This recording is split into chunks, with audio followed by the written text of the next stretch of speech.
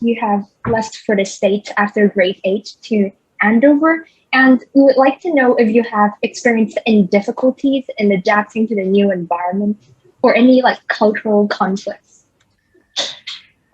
I think that how should I answer this? I think in terms of a learning style, there is a big difference from that of St. Paul's, mainly because St. Paul's is very lecture based, a more traditional style learning, whereas in boarding school, at least for my school, it was very discussion based uh, and very project centric.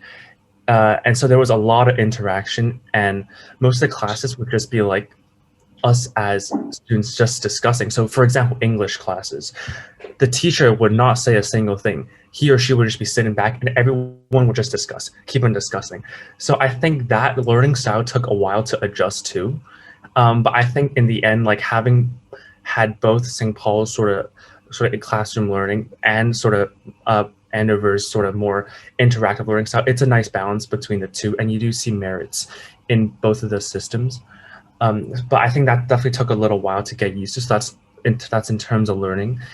I think in terms of cultural differences, you meet a lot of people from different backgrounds.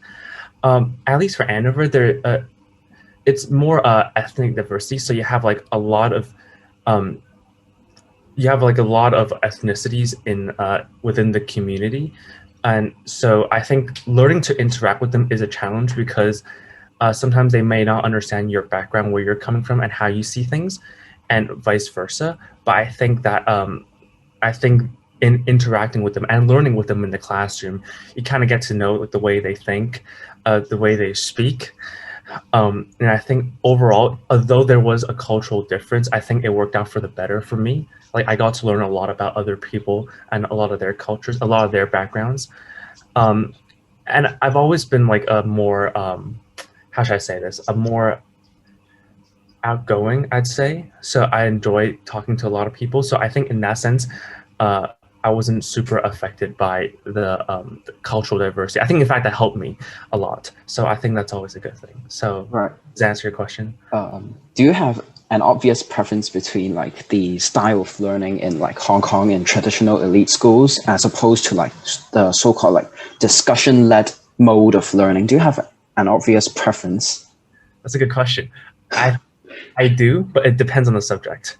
So if you want to say, Okay. for example, math, I think like okay, so let me give you an example. So math classes in boarding school, the teacher would come and give you the worksheet, and you guys would discuss because you guys would pre-study the material beforehand. When you come into class, you work with your classmates on a set of problems, and sometimes let's say classmates don't do their homework, or there's only so much you can self-study. Everyone is just lost, and the teacher, because it's very hands-on for the students, you like especially for subjects like science, math, I think more STEM related subjects, I honestly think that the lecture base is more helpful just because you really need the teacher there to feed you the concepts, and you need to have the interaction with the teacher.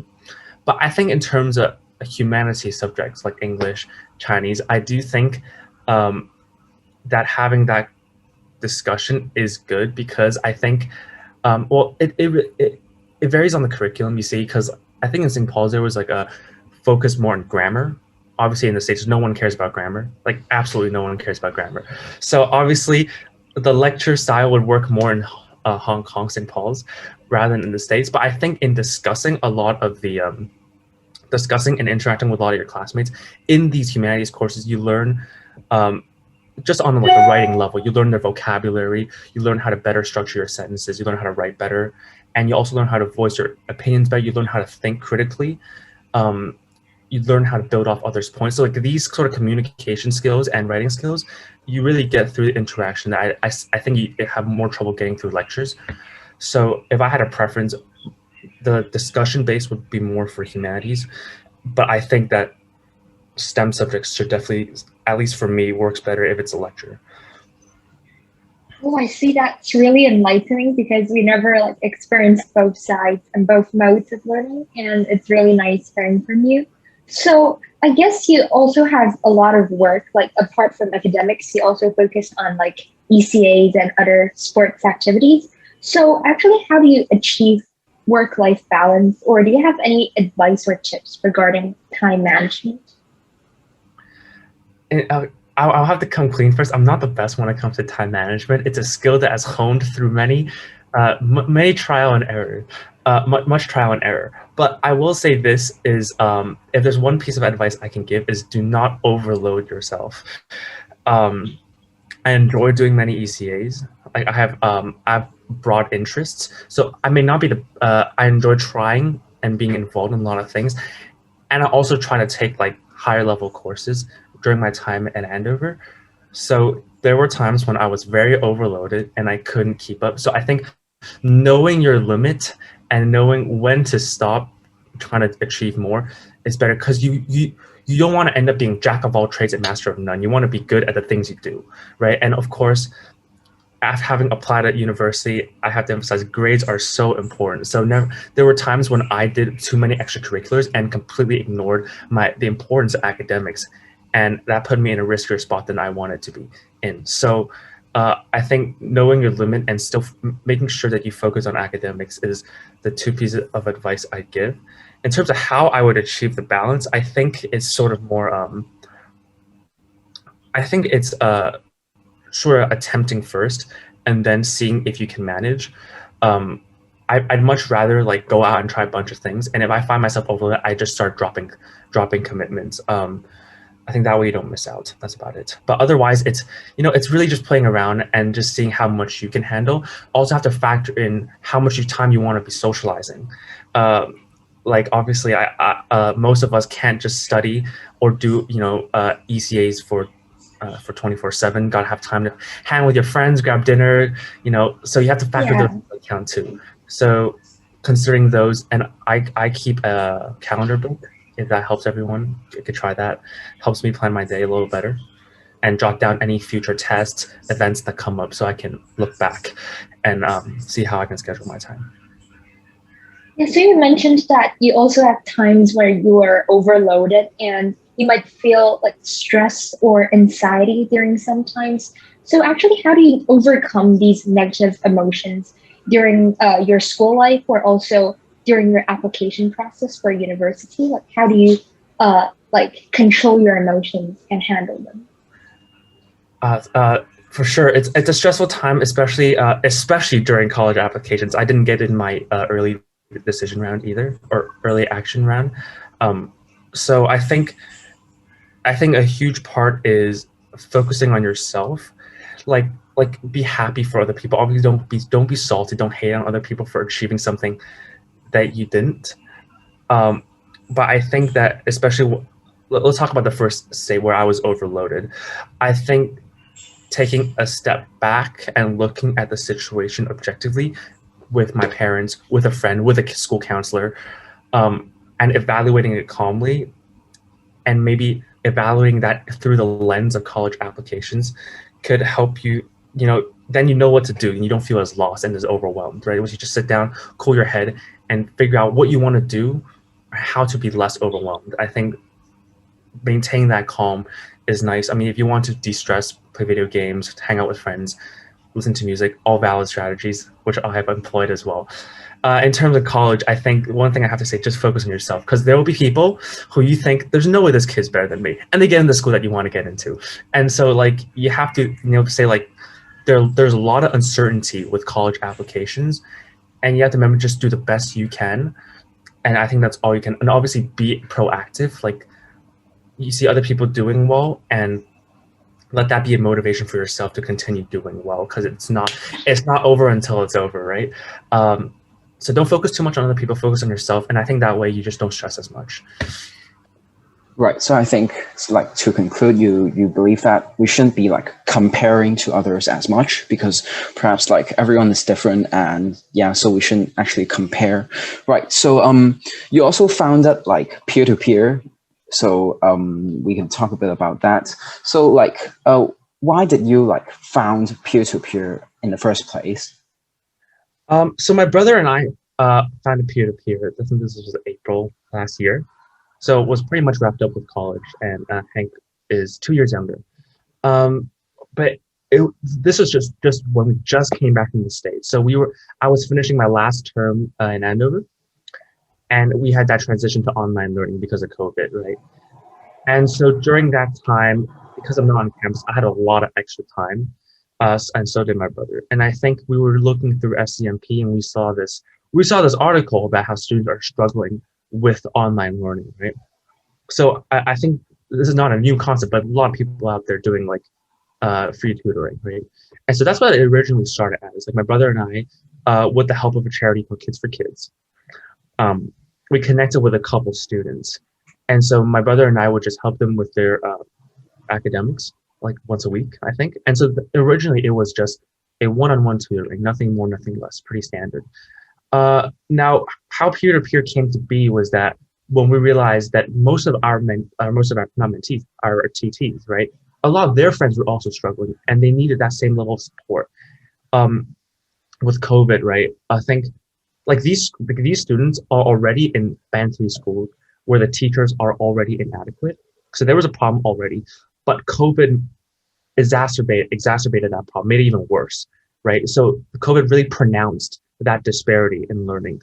So we see this and we see most of their friends struggling. So, but the problem is that my brother and I, we only have a finite amount of time in a week, right? And a finite amount of resources we can dedicate to helping people. So the idea was to find other people to work to this common cause. And so that's why peer-to-peer is purely a platform where we connect other students like ourselves to help those in need, right? It's just an idea where how we can inspire or get other people, encourage other people to do the same so we can service more people. And I think that was how peer-to-peer came to be.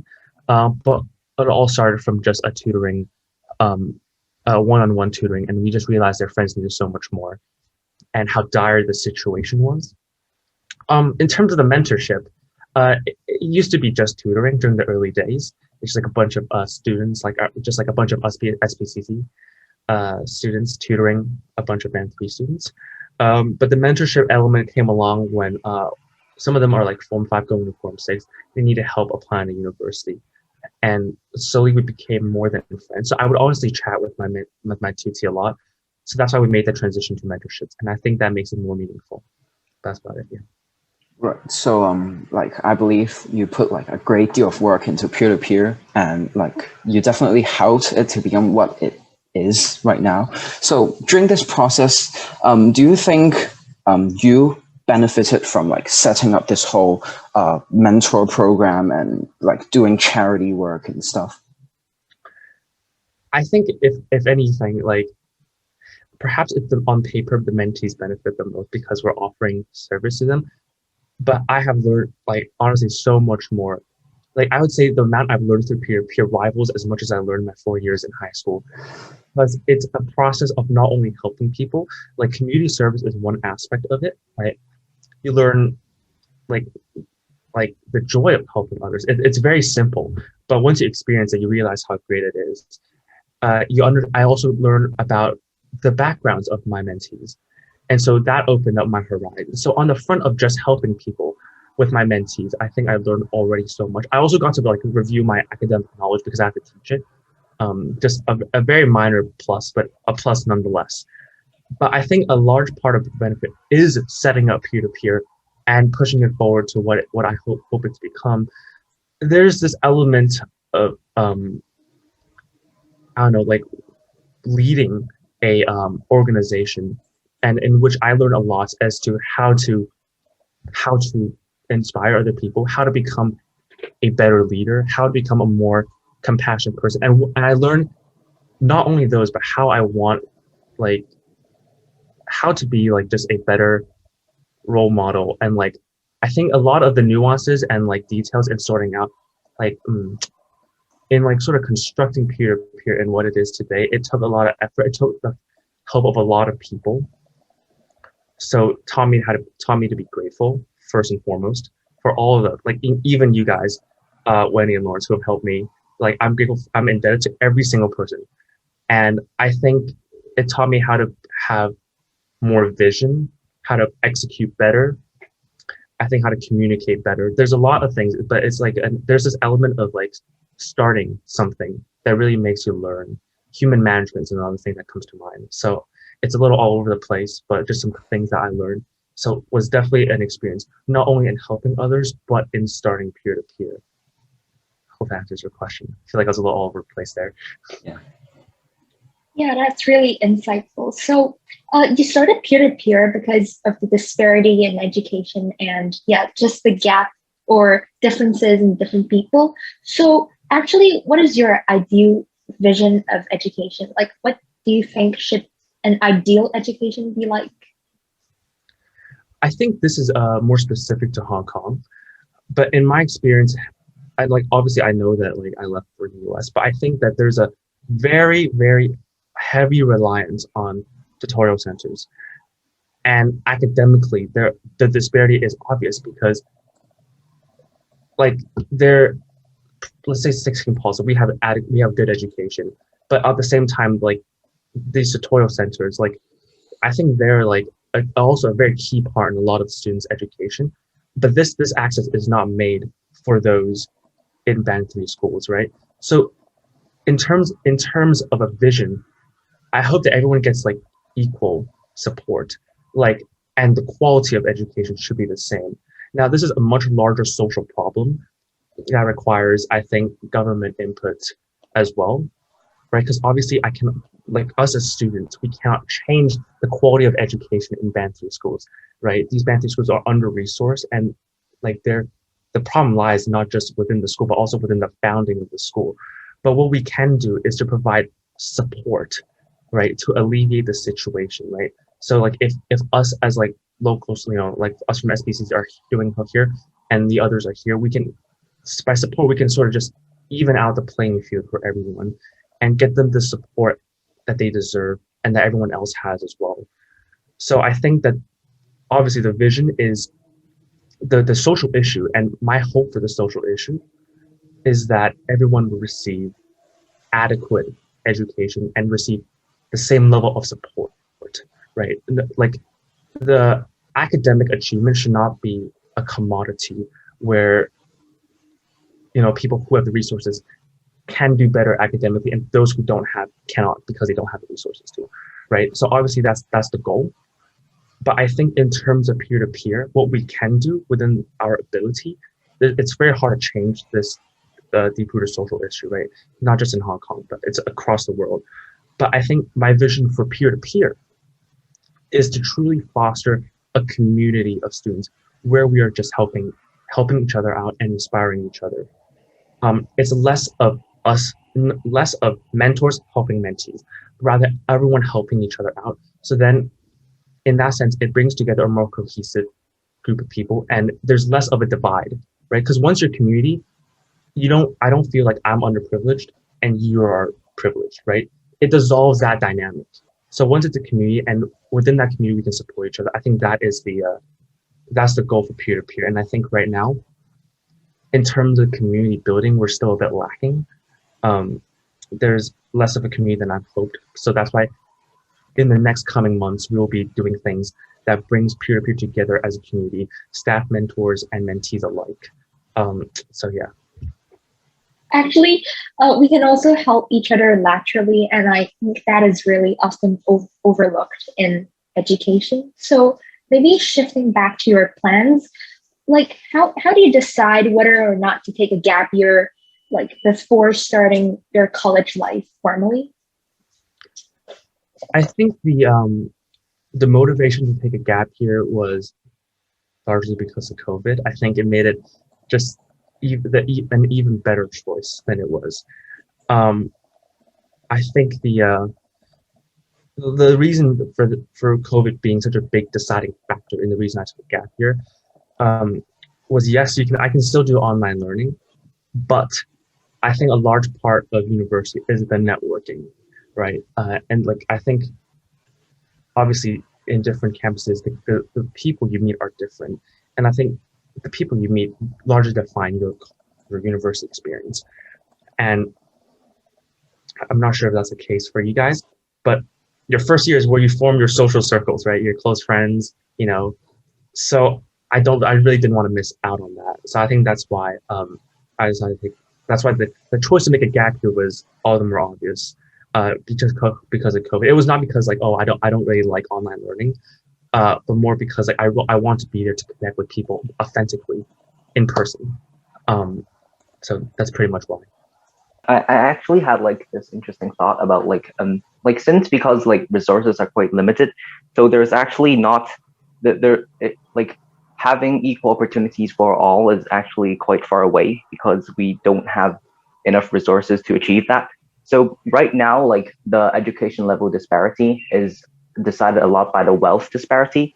Like if you can afford the tuition for more expensive schools and maybe like get into the schools, then you can get a higher quality education. But like, how would you feel if this was changed to be based on ability?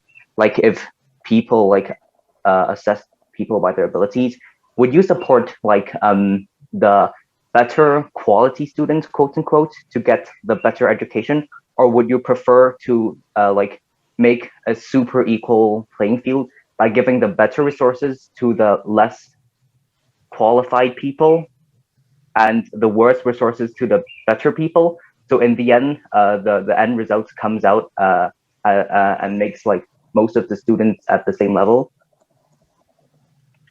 I think that that's a very interesting thought. First of all, I think so. If I may try to understand better, is like sort of making it like, what's the word, meritocracy, meritocratic. I think where the level of education you get is decided upon how good you are as a student. Is that right? Oh yeah, basically. Right. I think that I personally think that the education system should, obviously I'm in no place to say what it is, but I think that in terms of support, I think the at least I think the quality of education, first of all, on that level should be standardized to some extent. Like there should be I think there should be a like minimum quality, if that makes sense, for education, because there are some parts. For example, one of my mentees, like she walked into her physics class. First thing her physics teacher said was that like, I'm not qualified to teach physics, so I really don't think that I'm okay. I don't think I'm qualified to teach, right? And so I think the quality of education should at least have a certain bar, right? And I think that there should be a standard level of adequacy of education everywhere. Perhaps this is something that that is more on the government. Like I don't think as students have much influence on this thing. But I think like in terms of access, right? I don't think it should be based on merit or based on wealth or based on race, or it should be based on anything. This, like, I think one of the biggest problem right now is that it's wealth centric, where it's like if you can pay, you get that higher education. But I think this opportunity should be available for all. Like, and by this opportunity being available, if you're one of those driven students, you will go get it. If you're not, then that choice is yours. But it must be made available, right? Currently, the problem is that it's not made available for some students who are very driven as well, right? So, should we award higher education to those who want it? Absolutely. But for those who don't want it, that should be an option as well.